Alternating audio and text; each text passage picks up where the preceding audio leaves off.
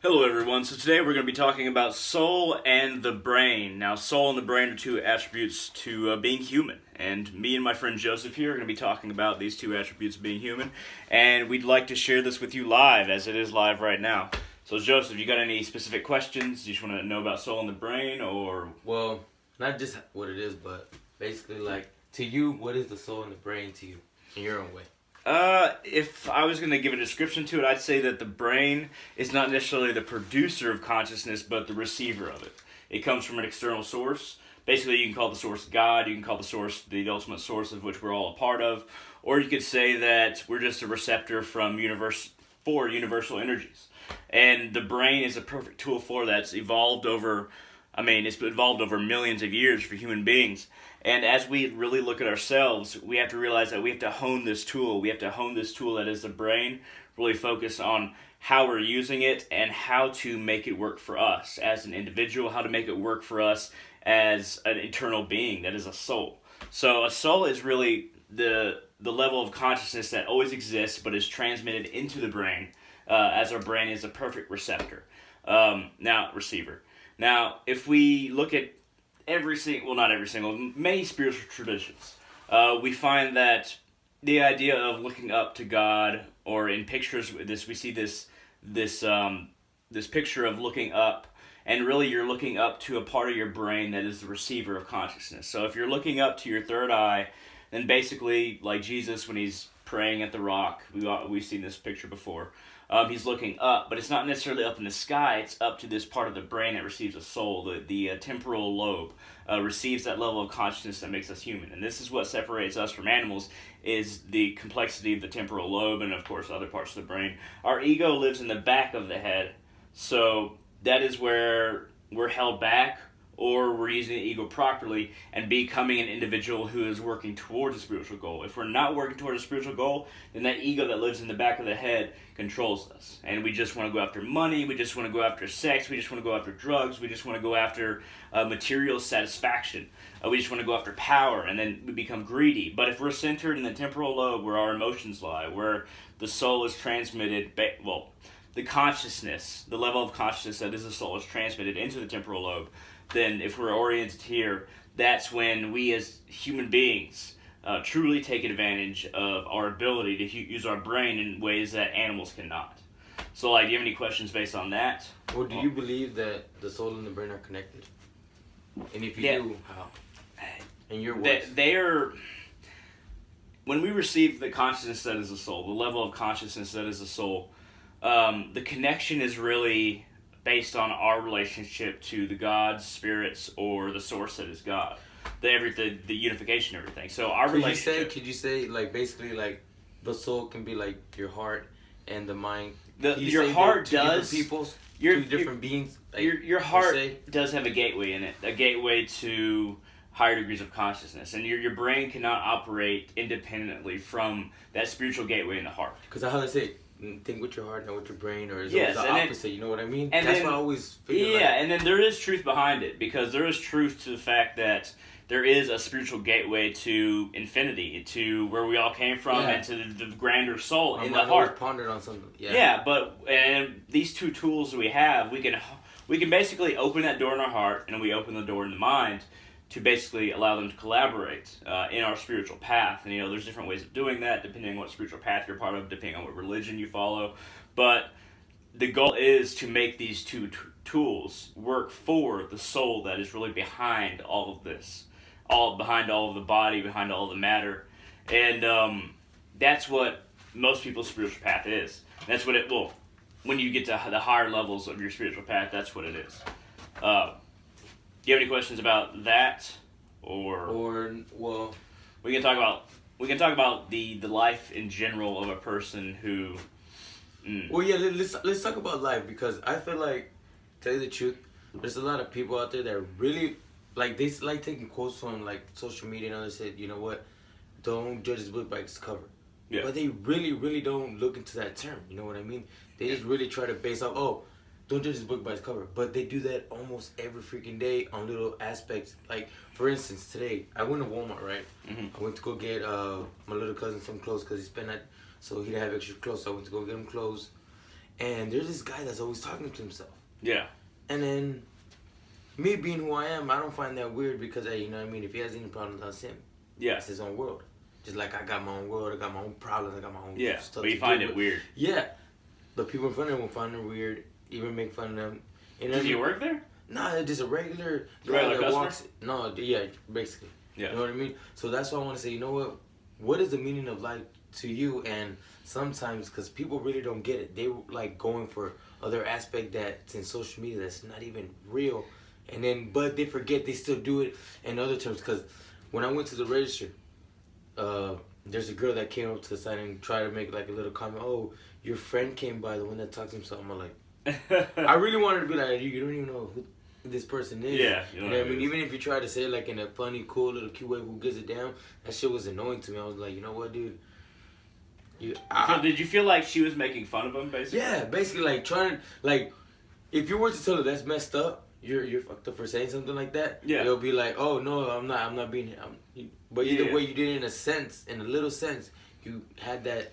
He might. Well, there's two things that could be at play. One, he might have a mental disorder, and two, he might have really just isolated himself in his own little world because people were assholes to him. Yeah, literally. People. I'm not gonna tell you straight up. If I was like this like last year or anything like that, I'll probably find it weird. Not to a sense, but dude, just leave him alone. You know what I mean? Yeah. I mean, I feel bad for him because obviously, like, there's those two things at play where he has a mental disorder and he never really got good interactions with other people. Yeah, exactly. And then people kept on picking on him, and then eventually he developed these personalities within himself. I mean, I've seen people like that. I mean, when I've met people like that. And then one being grown already, you would think that, come on, man, common sense. I'm only 26 years old. You know what I mean? But still, I have more common sense than usually people are like. Well, especially like compassionate common sense. It's just be compassionate and just try to show your compassion to people and your compassionate understanding to people who are just living. They don't mess with you. They don't harm you. They don't harm me. They don't try to inflict upon our lives. They're just kind of weird. So there's no reason not to be nice to them. Just like how we were talking earlier. Like I said, like how we talked about that I had different events that happened in my life that I can't explain. But dude, how the hell is that me different? Or especially you. Yeah. You know what I mean, I can comprehend or not comprehend, but I can relate. Compare and relate. You know what I mean? But it's always different. But that's what our point is basically here, that really in reality, don't judge this book by its cover. Don't just go off from that quote, because it's not fair for one just to do it once in a while. Don't do it at all. Don't do it at all. Just do it at all. Let people be. Yeah, exactly. And a lot of the time we can help those people just by little actions. Hell yeah. Just be nice to them in a little way. Like, hey, how you doing today, man? And not just walking by, like literally saying, how you doing? And then stop and say, I'm doing good, how are you? Like literally, I've done that sometimes and had great conversations. Yeah. Like, I went to Walmart. You might open up. Yes. Hell yeah, man. Man. But I mean, people obviously probably didn't give him a chance. Yeah. So like, there's they only try to do it in another aspect that's. Yeah. And like, I feel like in society, people don't give other people that are weird or like a little off the chance that they deserve as a human being. Because we all deserve multiple chances. Like, I give people multiple chances as much as I can. When I catch myself kind of like looking at somebody like, what the hell's wrong with you? Even though they're not necessarily. Exactly. Then I'm like, okay, wait. That guy's not doing it to anybody else. He's not being mean to me, and he probably just has a hard life. Why do I think that way? And then I change that thought process. I'm like, okay, let me come back and be nice to this person. And really another aspect of that is giving people the benefit of the doubt. Because a lot of the time, okay, somebody might be an asshole to me. Yeah. And I'm like, okay, maybe they're just having a bad day. That's what I tell myself. Because then when, if they keep on doing it, then I might say something. But like, if they just seem like asking me that time, like, I give them the benefit of the doubt and say, okay, they might be having a bad day. I don't know what that person's going through. And who knows, they could be going through some terrible things that really have inflicted their lives and made them bitter. Yeah, and then a lot of people don't think like that. A lot of people just want to go, oh, you're an ass. I'm like, and look, me being a barber for going on 7 years already, I have come to meet quite a few incredible people. I'm not going to lie. And these people, sometimes, in the beginning when I would cut hair, man, I'm not gonna lie, I always had attitude and all that stuff because I had so much stress that I had to take care of. It was inflicted on them. Yeah. And then now being who I wanted to be, because it's never too late to be somebody who you want to be. It's never too late. Can always change. Yes, sir. So me being that person, I kept on actually, you know what, having more conversation with the clients, asking them in the background. I'm all like, and these stories that I've never even would have thought these clients are going through.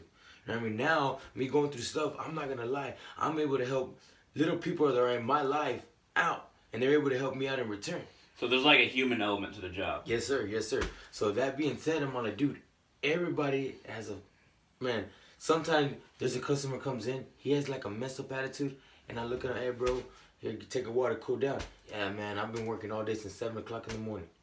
Yeah. And so another person can think, So they probably wore him down. Yeah, you know what I mean? Somebody can be like, oh, man, why you coming with that attitude in here and all that stuff? But me, how you just said right now, think about it. Give him the benefit of the doubt. Get him the benefit of the doubt. You know what I mean? If he's still beating an ass, then you know what? Smile even more. Because I'm going to tell you what.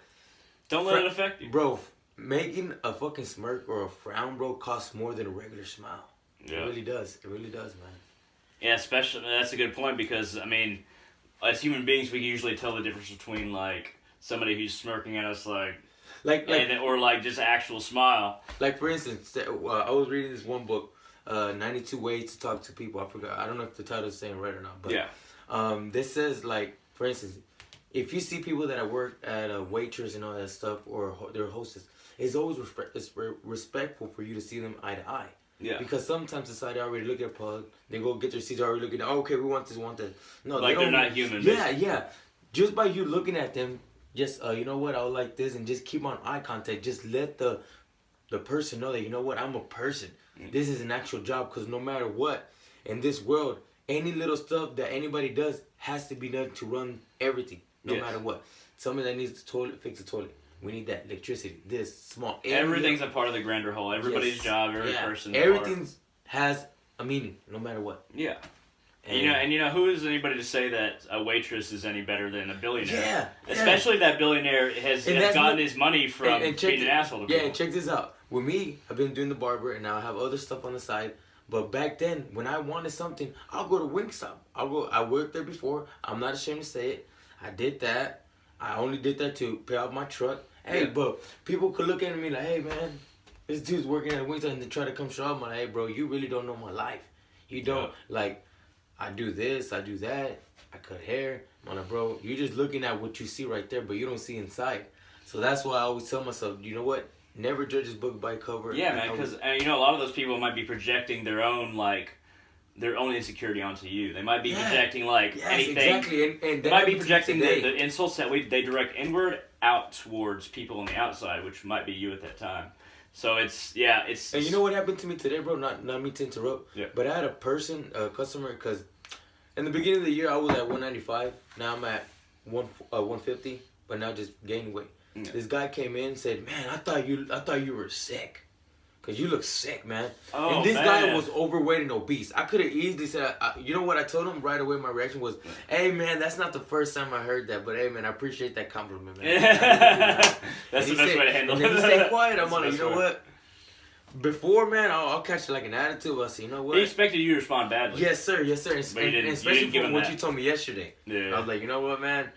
Cause at first he greeted me, sure, like, man, you look like 40 pounds. Like, what the hell just happened? He was going good, but then later on, when I was talking to the customers about some business that I'm trying to do to get them interested, I kept on hearing it, and I kept on putting his input on different stuff. I'm like, dude, at first I didn't get it, but when I took a moment to think, I'm like, this dude really want to talk shit about me. He's really insecure. Yeah, and then when you told me like that, they're insecure. I looked at him, I'm like, man, your thoughts were in my head. I was like, bro, this dude is very insecure. That's fucking sad because that's why he's doing it. He's a grown man. He has like 5 kids. And then I'm only 26, and I'm like, you know what? Whatever floats your boat, bro. You're not gonna tip me over. Yeah, you're not gonna. Yeah, you can't let somebody else affect your own state of mind, especially when you know that they're trying to. Yeah. And then if you're still the same person that you want to be and that you are, or maybe even working on it, even if somebody comes at you with saying, okay, well, you're too skinny or whatever. Obviously, he's implying that. Then if you remain at a constant, mental level and not let that shake your boat, that's when you know you're making progress. And maintaining that is very difficult for long periods of time, but really it proves that you have a strong spiritual equilibrium. Thank you, sir. And then, that's what I try to do as well. And Sometimes I fail. Sometimes we all fail. But that we just get right Dude, back up. we're not perfect. Yeah, we're not perfect. Yeah. I drank too much. I smoke cigarettes. Hey so. man, I got my own flaws. You know what I mean? I'm just trying to be better for myself. Yes, You know what I mean? and then trying to maintain that equilibrium, we benefit people around us. We help them. We help them become.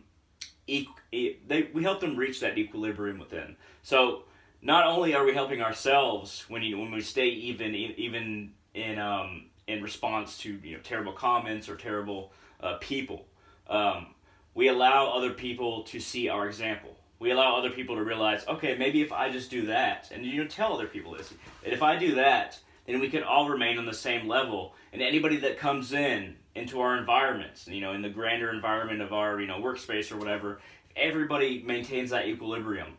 Then that person that comes in and really tries to cause trouble, that person will reach that equilibrium eventually, because our consciousness, believe it or not, reverberates outside of our bodies, and it allows other people to really feel that ripple effect. Feel that ripple effect, not only in behavior, but also even in the consciousness that we don't see. Because a lot of time, our limited human senses don't allow us to see how our consciousness affects the space around us. So a lot of the time when you walk into a room and you feel like somebody really negative has been there, a lot of the time That's we can't true. put a finger on it, because it's like, no. why does this room feel bad? Yeah, no. I get those feelings. Yeah. I mean, people be like, maybe like that's strange. That is true. You know what I mean? I even got other customers that come in and be like, you know what, I feel something right now, or just different stuff like that. I don't want to get too much into that, but bro, I know exactly what you mean. Because our consciousness creates an environment. It affects the environment around us, and then that's what makes it even more important, because we're not even working for just ourselves at that point. We maintain our equilibrium for everybody around us, and that's when it becomes a mission. And then that's the mission we have to take up in our own lives. And you can call it a spiritual path, you can call it just being human, doesn't matter. But that is the mission that every human being has to take up if we want to create a positive environment for the grander goals of humanity. And not just that, if you actually want to be the people that you see, you're swiping on Instagram, doing all that stuff, dude, go out there. There's a world literally out there for you to see. Yeah. Some people be like, oh, well, I go on trips. Nah, you go on trips, you're supposed to not. Actually, you know what Actually I mean? experience Yes. the place that you go to. But Yes. here's something that always comes to my mind, because a lot of people just love traveling so much, and they're like, okay, yeah, I'm a traveler. I go here and there, and they post pictures about it. And you can gain things from entering different environments, but we have to realize wherever you go, there you are. And that seems very simple, but the state of mind that you have isn't going to change just because you go somewhere else. You have to realize that you being a better person doesn't start with you going somewhere else. It starts within. It starts with your responsibility on your own spiritual path. And if you take up that responsibility and be the person that you want to be wherever you are, you can gain just as much benefit as traveling to every spiritual site in the world. It starts with you taking responsibility. So it's not about going to certain places that are more spiritual. It's about being more spiritual, and then creating that around you through maintaining that spiritual equilibrium.